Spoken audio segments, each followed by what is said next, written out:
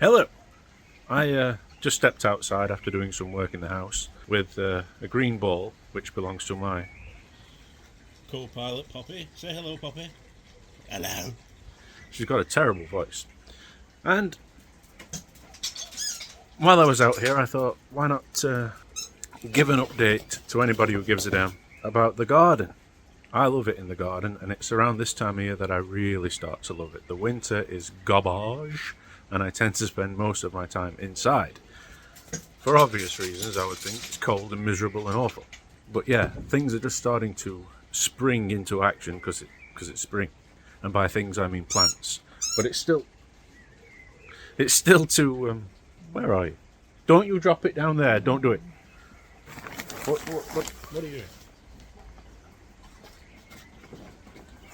You're supposed to bring it to me. This is called fetch. I throw it, you fetch it, and bring it back to me. Fine, I'll get it. Hey-ya!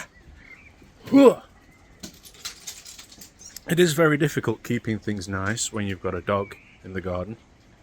Keeping things in the garden nice when you've got you knew what I meant. Anyway, this is my little shelter area, and I've been preparing wood for the fire. This is a water testing kit for the pond to make sure the water's all good for the fish. Poppy, what are you doing? She has a habit of taking her toy. Many toys have had this happen to them. Taking them to the wildlife pond, which is just there with the bridge over it there, and trying to get the toy under the bridge so that I have to fetch. She's playing fetch. I put a sign up there that says bar open. Just thought I'd point that out because it caught my eye. Yeah, she has a habit of pushing her toys under the bridge of the wildlife pond. Which, speaking of things that look a mess, that looks a bit of a mess right now. There's some marsh marigolds just there that look quite pretty with the yellow flowers on, and there's plenty of buds ready to open up. Speaking of buds, that's pretty much what everything's doing at the moment. Everything's got stages though. Like, let me show you. If we're talking about flowers that first bloom as soon as spring starts to literally just push itself into being a little bit at the very end of winter, then we can talk about this plant going over here. Hair. I said hair because I saw my bald head. Anyway, this is a type of clematis. I think it's Ormandii. And it's evergreen. And it's one of the first things to flower, like I said, at the very end of winter. And it gets these beautiful white flowers on it that are already sort of dying off. There's plenty of them on the ground, making a delicious mess for me to tidy up. But some of the other early flowering plants, like this one, which is also what this one is, it gets these deliciously blue, vibrant blue flowers on it. But look at this delicate, oh, they're gorgeous. And I can't remember the name of that plant. I hate that.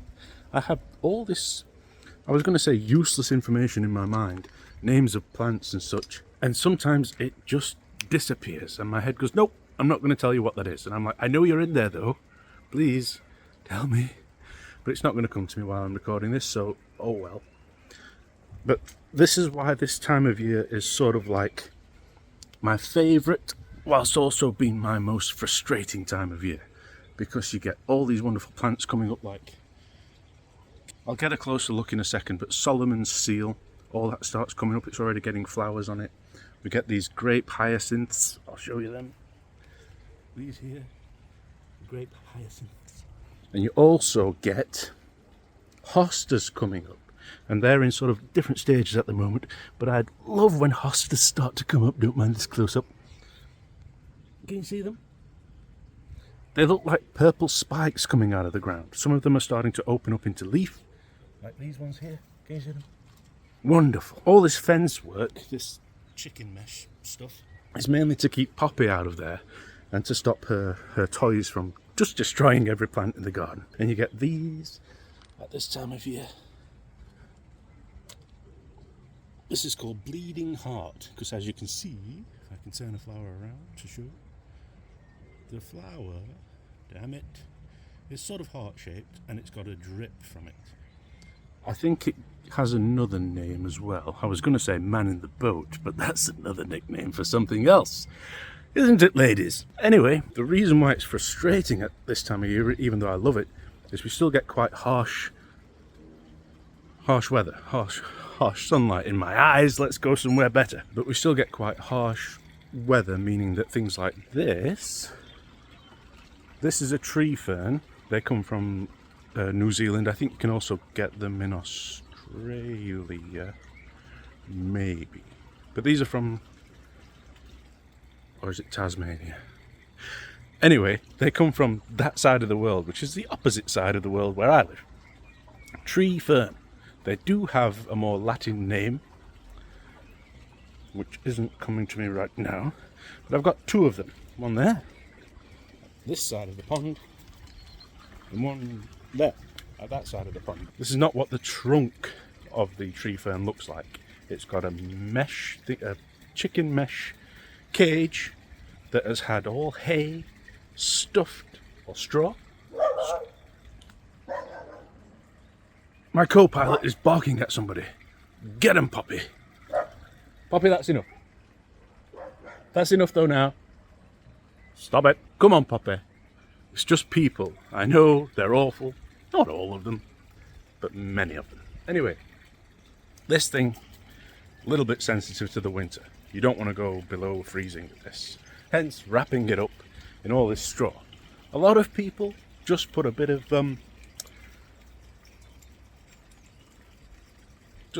stuff in the crown, because it is a fern after all. Let's look at an example of a fern. Like this down here is a young fern coming up. There's one there as well. I believe they're both shuttlecock ferns. I've got plenty of ferns around here. This one's not doing too good. It's a different variety of fern, but this is all old foliage from last year that actually, now that I think about it, means it's doing very well, because it didn't all just die off in the winter. We've got another kind of fern down here that again is not looking very good.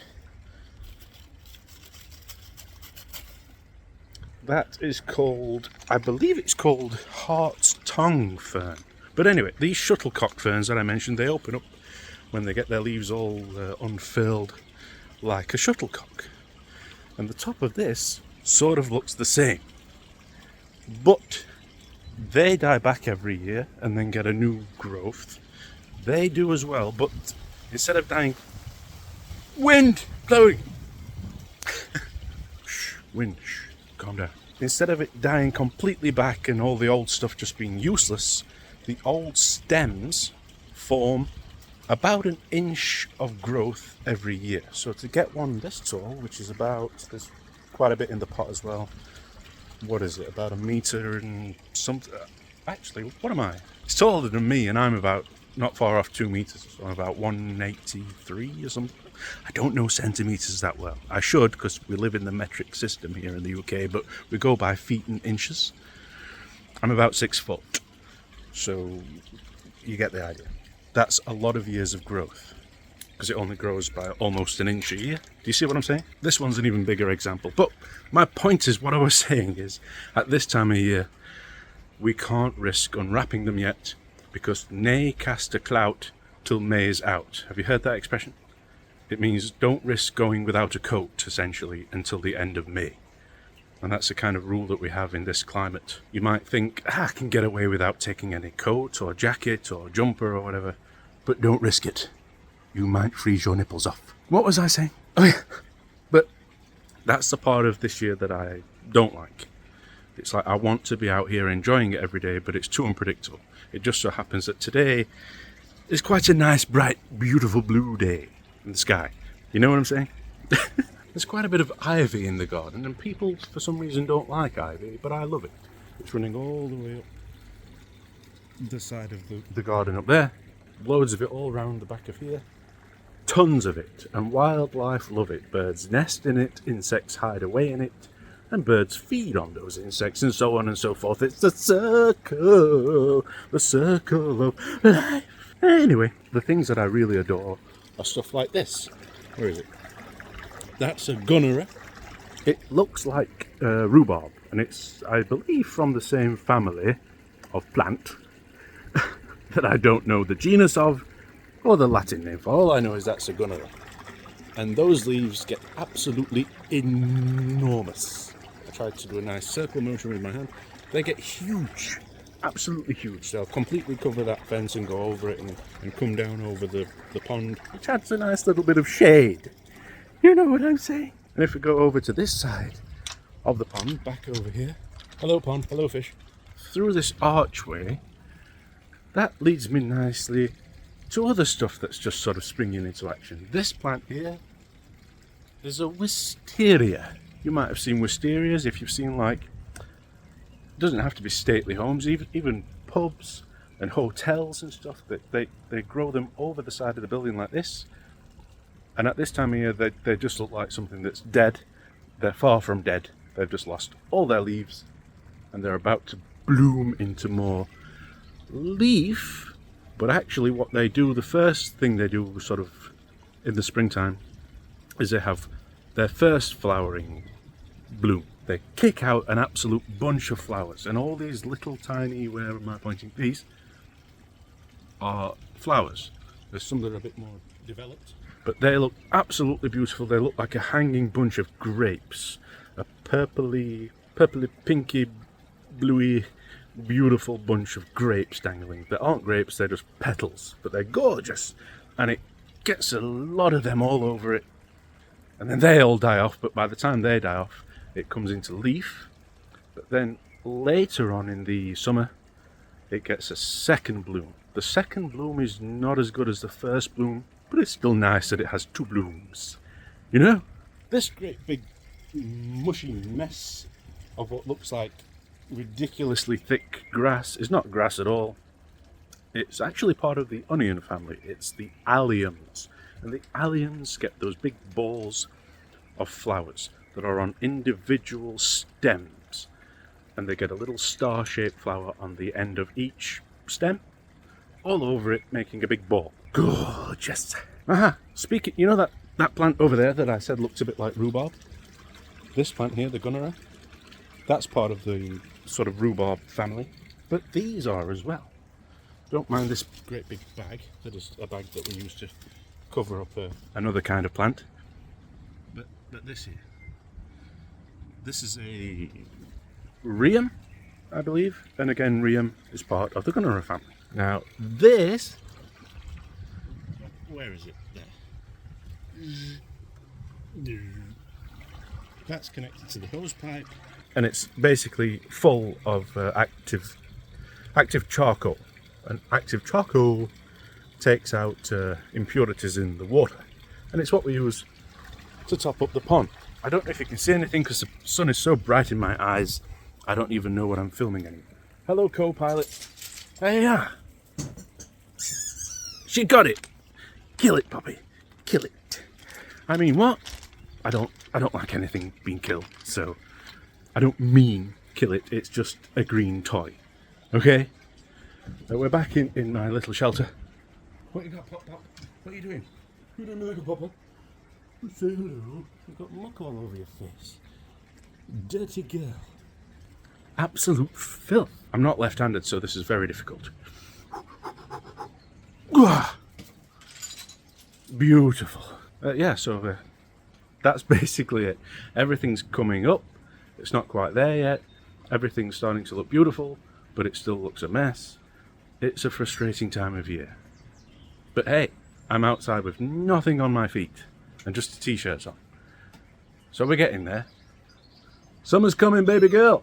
Don't you put that under that bridge. Oh, I almost forgot. There's a lot of structural plants in this garden, and I think I might have mentioned this before, but the structural plants add structure, funnily enough. But this here, you can see the sort of trunk a bit there and all this.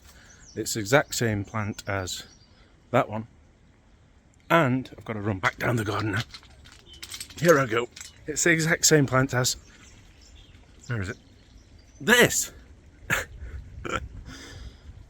And they're all pretty good specimens, if I can say so myself. Big lads and lasses. I think they do actually have sexes. I think we've got 2 male and 1 female, or the other way around. I haven't looked into it that much. It's just that some get the berries on, but some get a form of berry-like thing, but they don't form seeds. We've got 2 males and 1 female, and I think that one's the female over there. You see? But they are Trachycarpus fortunei, and they're very similar to these. This one and this one. They're a kind of hardy palm that deal with our winters quite well, so they're very good to have in an English garden, and probably very good to have in any garden, really. They can survive down to, I think, as far below zero as minus... Don't quote me on this, you know, citation needed. I think minus 12. I mean, we've had winters go as low as minus 12, and they've lived, so maybe. But yeah, same kind of plant in a way, but these are fan palms. I forget their names. Fan palms. But they have the same kind of leaf. See? Fan-shaped leaves. You know what I'm talking about. Hello, Pop Pop. Hello, beautiful baby girl. I'm giving you virtual scritch scratches. But that's about it. Love this time of year. Also, I can't remember the name of this plant as well, but I love it. My God, what's wrong with my brain? I'll step in after recording this and I'll go, it's called... But I can't remember what it's called. Anyway, come on, Pop Pop. One more throw. Right down the garden. Here we go. Ready? The little perspective shot for you. Ball. Down the garden. Across the bridge.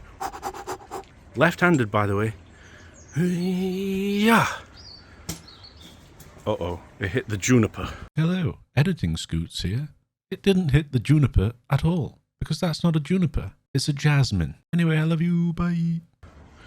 Run! This is Poppy's garden as much as it is mine, so she's going to be absolutely furious with me. Anyway, back into the house. I absolutely love you. Bye. Poppy wanted to say goodbye too, but she's too loud when she talks. She's too loud.